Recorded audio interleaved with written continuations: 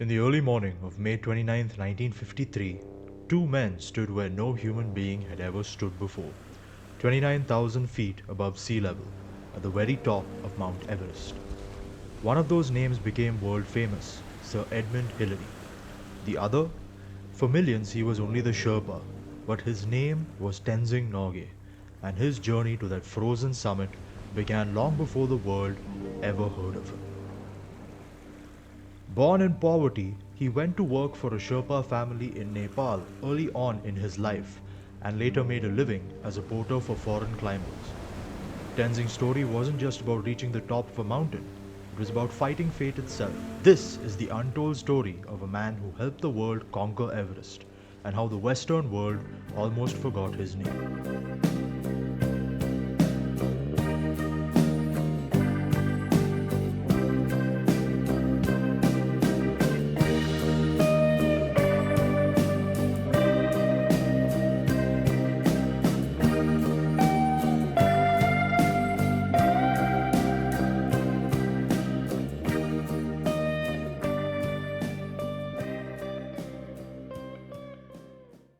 Tenzing Norgay was born in 1914, though no one knows the exact date, in a small village called Tammi, nestled high in the Khumbu region of Nepal, just below the shadow of Everest itself. His name, Norgay, meant wealthy and fortunate, but life for young Tenzing was anything but fortunate. His family were yak herders, poor, often hungry, and living at the mercy of Himalayan winters. When he was a boy, his family tried to send him to a monastery, a common dream in Buddhist families, but the young monk wasn't like the others. He laughed too much, he questioned everything, and one day he ran away, crossing the border into India alone, eventually reaching Darjeeling. There, he found work as a servant, cleaning houses, carrying loads, doing whatever he could to survive, but he never lost his fascination with the mountains. He would watch foreign mountaineers arrive each spring, men in strange clothing, with maps and equipment, planning to climb the very peaks he had grown up worshipping. To them, Everest was a challenge. To him, it was sacred. Chomolungma, mother goddess of the world. Yet fate had a sense of irony. In 1935, a British expedition came through looking for strong young porters. Tenzing, lean and wiry, was chosen as a last-minute replacement. That single decision changed everything. For the next 18 years, Tenzing Norgay lived among mountains, part porter, part climber, part dreamer. He climbed with British, Swiss, and Indian teams. He carried loads heavier than himself, sleeping in the snow, enduring frostbite and avalanches. By the 1940s, his name was whispered among climbers as one of the best high-altitude men alive. But despite his experience, he was always hired as support. The foreigners led, the Sherpas followed. Tenzing once said, "The Sherpa climbs because it is his work, the Sahib climbs for adventure." Yet we both feel the same joy. His skills were unmatched. Strength, calmness, and an almost spiritual connection to the mountains. But recognition that would come only with the greatest mountain of all, the roof of the world. By the early 1950s, he was considered the most experienced high-altitude climber alive. A man who had spent more time above 20,000 feet than perhaps anyone in history. And yet he remained the Sherpa, not the leader. Foreigners wrote books and took credit. Sherpas carried loads and stayed silent. Tenzing never complained, but deep down he wanted something more. Not fame, not fortune, but the chance to prove that he too was worthy of the summit. By 1953, Everest was one of the last great prizes of exploration. The French had reached Annapurna, the Swiss had come heartbreakingly close to Everest in 1952, reaching within 800 feet of the top before turning back. The Cold War had turned exploration into a symbol of national pride, and the British were determined that their flag would be the one to stand on the summit first. Colonel John Hunt was chosen to lead the 1953 British Mount Everest expedition, a massive logistical operation involving 400 porters, 20 Sherpas, and nearly 10 tons of equipment. It was a military-style assault on the mountain, disciplined, organized, and deliberate. Among Hunt's climbers were Charles Evans, Tom Bourdillon, George Low, and Edmund Hillary. And at the heart of it all, the lead Sherpa, Tenzing Norgay. Tenzing had been part of the Swiss team just the year before, almost reaching the summit with Raymond Lambert. He knew the mountain intimately, its ice falls, its deadly crevices, its moons. To the British, he was invaluable. The Sherpas, he was one of them. He was a hero. The expedition began in March 1953, trekking from the lowlands of Nepal towards the Khumbu Glacier. The climbers battled altitude sickness, exhaustion, and unstable terrain as they carved a path through the Khumbu icefall, one of the most dangerous sections of the entire climb. Imagine a frozen river made of shifting, breaking ice towers, blocks the size of buildings collapsing without warning. Men carried 40-kilogram loads across ladders strung over bottomless crevices. One wrong step and you were gone. Tenzing's calm leadership saved lives. He fixed ropes, cut steps, and guided men through places no maps could describe. He moved through the icefall like it was his second home, confident, deliberate, and focused. A network of advanced camps was gradually established, each pushing higher into Everest's icy heights. On April 15th, Hillary, Band, and Low set up Camp 2 at 19,400 feet, 5,900 meters. A week later, on April 22nd, they built Camp 3 at the head of the Khumbu icefall, standing at 20,200 feet. Then, on May 1st, Hunt, Bourdillon, and Evans advanced further, founding Camp 4, the main advance base at 21,000 feet. The next day, the same trio made a reconnaissance of the Lhotse face, and by May 3rd, Camp 5 was established at 22,000 feet. On May 4th, Bourdillon and Evans, supported by Ward and Wiley, better pushed the line to Camp 6 at 23,000 feet. Nearly 2 weeks later, on May 17th, Wilfred Noyce and Low reached 24,000 feet to set up Camp 7. Finally, by May 21st, Noyce and the Sherpa Anulu, the younger brother of Dar Tenzing, had reached the South Col, just shy of 26,000 feet, marking a vital breakthrough on the route to the summit. Every camp required supplies to be carried by the Sherpas, often in deadly conditions. Oxygen bottles, tents, food, ropes, everything had to be hauled by hand. And through it all, Tenzing's presence never wavered. He motivated the younger porters, encouraged the weary climbers, and earned Hillary's respect as an equal partner, not just an assistant.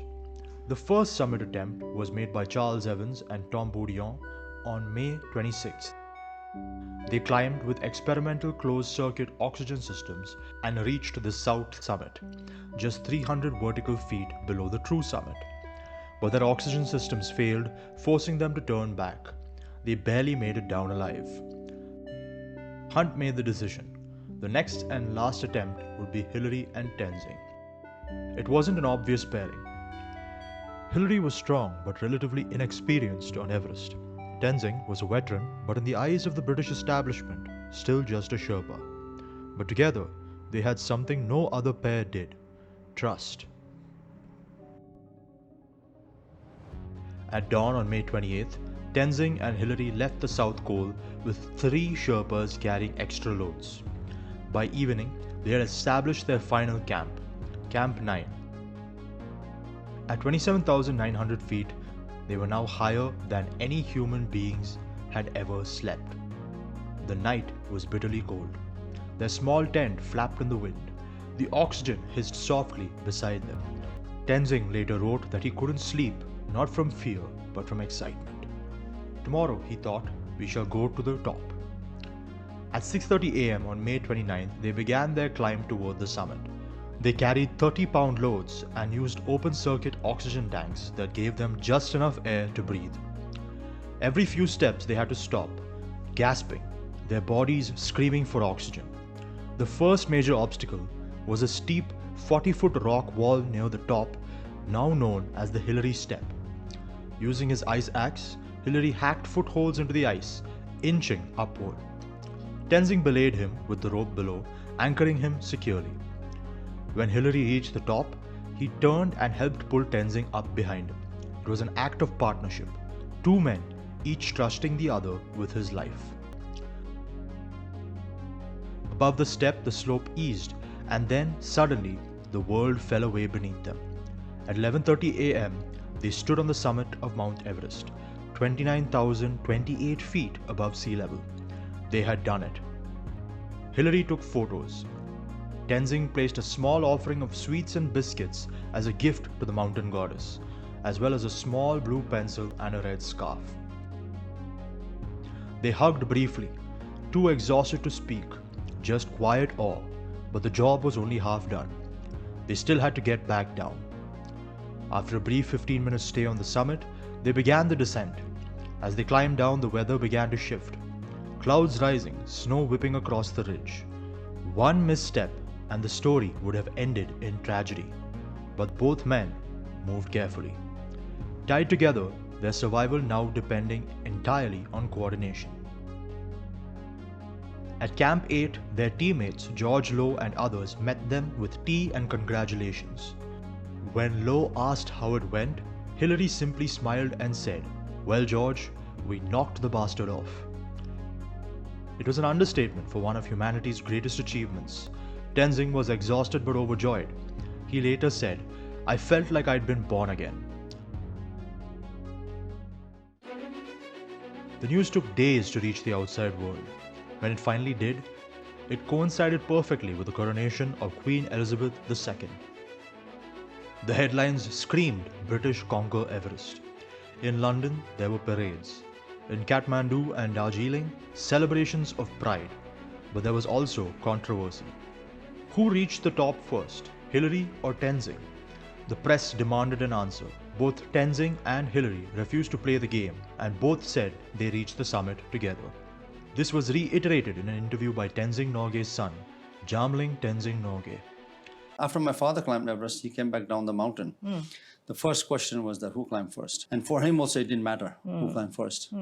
And if you ask both Hillary's family or Hillary and my father also, they say we climbed together as a team. They climbed together as a team. Because without the help and support of all the other 25 Sherpas and the teammates, the other team members, about 10 of the team members, this would not have been successful at all. And it was very important for my father, that it was a team effort. On June 22, 1953, Tenzing Norgay and Edmund Hillary arrived in New Delhi, flown in from Kathmandu. As their plane touched down, thousands of people had already gathered. Officials, soldiers, monks, and ordinary citizens. The heat shimmered off the tarmac. When Tenzing stepped out, a roar rose from the crowd. He was no longer just a mountaineer. He was a symbol of Asia's spirit, a man of the mountains who had stood as an equal with the West. For India, newly independent for less than a decade, Tenzing's triumph felt like their own. It wasn't just a British victory anymore. It was the triumph of a man from their soil, the Himalayan sun who had conquered the world's highest peak. Hillary stood beside him, smiling, gracious, happy to see his partner celebrated. Both men received the Padma Bhushan, one of India's highest civilian honors.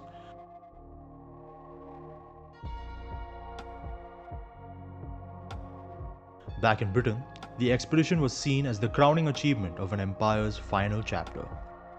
But in India and Nepal, Tenzing's fame grew larger than life and inspired generations of climbers.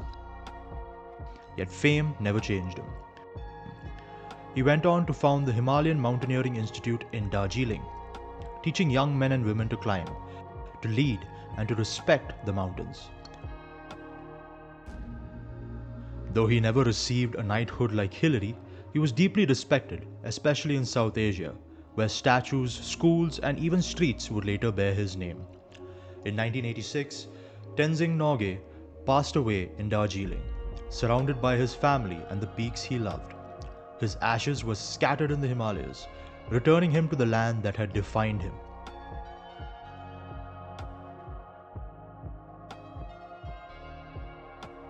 When climbers reach the top of Everest, they stand in the footprints of two men, a beekeeper, flatlands of New Zealand, and one from a small Sherpa village near the clouds. Together, they proved what humanity could do when trust replaced ego and courage overcame fear. Tenzing Norgay began life with nothing, no wealth, no privilege, no recognition, yet he was one of the first to stand higher than anyone else on earth. He wasn't a man who followed. He was the man who led quietly and let the world see what humility and quiet determination could achieve.